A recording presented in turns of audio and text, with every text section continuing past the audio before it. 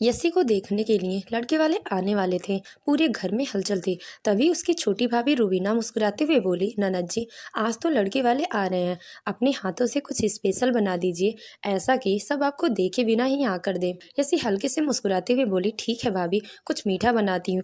वो बिना समय गंवाए किचन की ओर बढ़ी। गुलाब जामुन और लड्डू बनाने में वह पूरे 2 घंटे लगा बैठी। तभी लड़के वाले आ पहुंचे, लेकिन यस्सी अभी भी रसोई में ही थी। तभी उसकी माँ सुगंधा देवी जब उसे बुलाने आई तो उन्होंने देखा कि यस्सी अभी गर्मी और पसीने से भीगी हुई रसोई में जुटी है।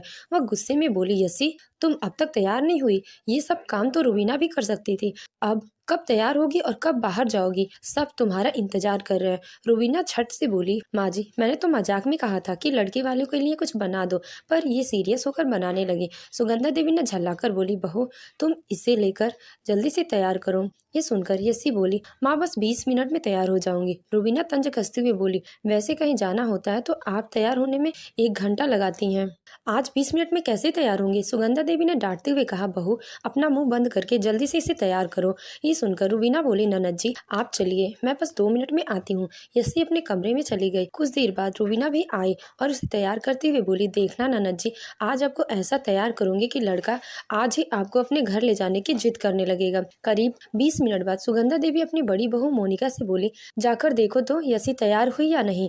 मोनिका मुस्कुराते हुए कमरे में पहुंची और बोली, अरे ननद जी, अब तक तैयार नहीं हुई क्या? लग तो रहा है कि आज कोई जलवा बिखेरेंगी। यस्सी मुस्कुराकर बोली, चलिए भाभी, अब मैं तैयार हूँ।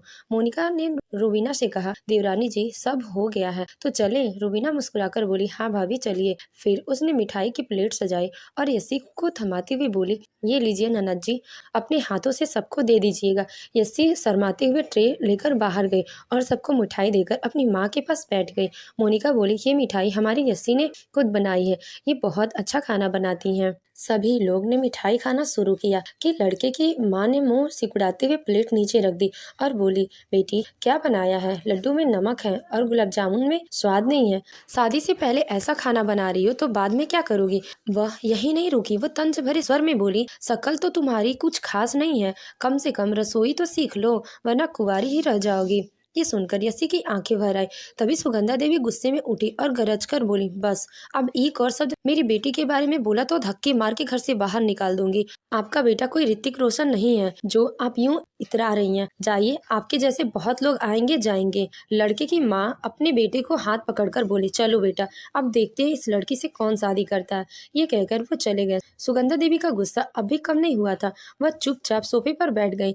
तभी यस्सी ने उनका हाथ पकड़कर कहा, माँ, मैंने अपनी पूरी कोशिश की थी, लेकिन पता नहीं मिठाई में नमक कैसे चला गया। सुगंधा देवी झंझलाकर बोली, हाँ बेटा, जरूर किसी भूत ने मिलाई होगी। जब से तेरी शादी की बात चल रही, कोई ना कोई गलती कर ही देती है। कभी चाय में चीनी ज्यादा होती है, कभी जूठा बर्तन, और अब ये नमक वाली मिठाई। ये सुनकर यस्सी का दिल टूट गया। वो चुपचाप उठकर कमरे में चली गई और बिस्तर पर लेटकर रोते हुए सोचने लगी, आखिर मेरी गलती क्या है? क्यों हर बार रिश्ता टूट जाता है? क्या मैं सच में लायक नहीं हूँ? अगले दिन सुबह जब यस्सी आंगन में बैठी थी, तभी सुगंधा देवी ने प्यार से उसके पास आकर बोली, बेटी, अगर तुम्हें कोई लड़का पसंद है तो बेझिझक बता देना, मैं खुद तुम्हारी शादी उससे करवा दूंगी। ये सुनते ही पास खड़ी मोनिका और रुबीना भाभी भी पास आ गई। दोनों ने एक दूसरे को देखा और तिरछी मुस्कान के साथ बोली, हाँ ननद जी, अगर किसी से दिल लगा बैठी हैं तो बता दीजिए, भागने की जरूरत नहीं है। यस्सी को उनकी बातें में ताना सुनाई दिया। वह गुस्से में बोली, भाभी, आप लोग कैसी बातें कर रही हैं? ऐसा कुछ नहीं है। सुगंधा देवी ने गंभीर होते हुए कहा, तो फिर जब भी कोई लड़का तुम्हें देखने आता है तो तुम उससे भागने की कोशिश क्यों करती हो? कभी खाना ज्यादा नमकीन बना देती हो तो कभी मिठाई में चीनी 3 गुना डाल देती हो। यस्सी सफाई दी, माँ, मेरी कोई गलती नहीं है, पता नहीं मेरे ही साथ ऐसा क्यों होता। सुगंधा देवी ने ठंडी सांस लेकर कहा, ठीक है बेटा, लेकिन 2 दिन बाद फिर से एक अच्छा रिश्ता आ रहा है, इस बार कोई गलती मत करना, तुम्हारी उम्र भी बढ़ रही है, बाद में मुश्किल बढ़ जाएगी। ये सुनकर मोनिका और रुबीना का चेहरा फीका पड़ गया। रुबीना चुपचाप वहां से बाहर निकल गई। कुछ ही देर बाद मोनिका को आवाज लगाते हुए बोली, अरे भाभी, जरा इधर आइए, एक जरूरी बात करनी है। मोनिका उसकी बात सुनते ही उसके पास पहुंची। रुबीना ने फुसफुसाकर कहा, देखो भाभी, फिर से यस्सी के लिए रिश्ता आया है, अगर इस बार रिश्ता पक्का हो गया तो सारा घर का बोझ हम पर आ जाएगा। मोनिका ने हल्की मुस्कान के साथ जवाब दिया, तो आप है ना देवरानी जी?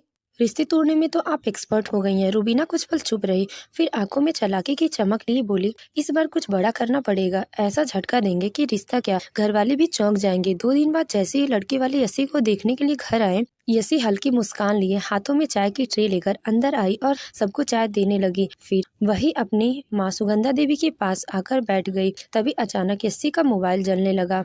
यसी ने स्क्रीन पर देखा तो कोई अनजान नंबर था। थोड़ा हिचकिचाते हुए उसने कॉल उठाया। उधर से किसी लड़के की आवाज आई, हेलो यसी जी बोल रही हैं? ये सुनकर यसी चौंक गई। उसने जल्दी से कहा, भैया आपने शायद गलत नंबर मिला लिया है, और बिना ज्यादा बात किए कॉल कट कर दिया। लेकिन कुछ ही पल बाद उसी नंबर से फिर से फोन आने लगा। अब की बार माहौल थोड़ा असहज हो गया। यसी ने फिर कॉल उठाया। उधर से उसी लड़के की आवाज आई, यसी जी एक बार सुनिए तो सही। इससे पहले कि लड़का कुछ और कहता है, यसी गुस्से में बोल पड़ी, भैया अगर आपने दोबारा फोन किया तो मैं आपका नंबर सीधे पुलिस को दे दूंगी। इतना कहकर उसने फोन काट दिया। ये पूरी घटना लड़के वालों के सामने हो रही थी। वहां बैठी लड़की की माँ यसी को संदेह से देखते हुए बोली, अभी तो आपकी बेटी को बैठे 2 मिनट भी नहीं हुए और किसी लड़के का फोन आने लगा। मुझे ये रिश्ता पसंद नहीं आया। इतना कहकर वो गुस्से में उठ खड़ी हुई और अपने परिवार के साथ घर से बाहर चली गई। इस बार सुगंधा देवी चुप रही। उन्होंने लड़के वालों को रोकने की कोशिश नहीं की, लेकिन उनके जाने के बाद उन्होंने यसी की तरफ तीखी नजरों से देखा और शांत स्वर में पूछा, बेटा ये सब क्या था? तुम्हारे इस लड़के के बीच क्या चल रहा है? यसी की आंखों में आंसू आ गए। वो धीरे से बोली, माँ मुझे खुद नहीं पता ये सब क्या हो रहा है। मैं तो खुद परेशान हूँ। तभी पास बैठी मोनिका और रुबीना भाभी एक दूसरे को देखकर हल्का सा मुस्का दी। तभी सुगंधा देवी की नजर उन दोनों पर पड़ी। उनके दिल में एक टीस सी उठी, दोनों मुस्कुरा क्यों रहे हैं? उन्होंने तुरंत सवाल दागा, तुम दोनों मुस्कुरा क्यों रही हो? तुम्हारी ननद का रिश्ता टूट रहा है और तुम दोनों हंस रही हो। मोनिका जल्दी से बोली, माँ जी कुछ नहीं, हम तो बस ऐसे ही बात कर रहे थे। तो हंसी आ गई। सुगंधा देवी चुप हो गई, लेकिन उनके मन में संदेह की चिंगारी सुलगने लगी और सोचने लगी, ये दोनों हमेशा साथ मिलकर आपस में क्या खुसुर फुसुर करती हैं? क्या इन दोनों की कुछ साजिश चल रही है? अब सुगंधा देवी ने मन ही मन ठान लिया, उन्हें इस पूरे खेल की सच्चाई जाननी होगी, चाहे अब जो भी करना पड़े। तो दोस्तों, क्या सुगंधा देवी पूरी सच्चाई जान पाएंगी? क्या यसी की शादी हो पाएगी, या फिर यूं ही सभी लड़की वाले उसे रिजेक्ट करते रहेंगे? ये जानने के लिए हमारे चैनल को सब्सक्राइब करें और बेल आइकन को दबाना ना भूलें। धन्यवाद।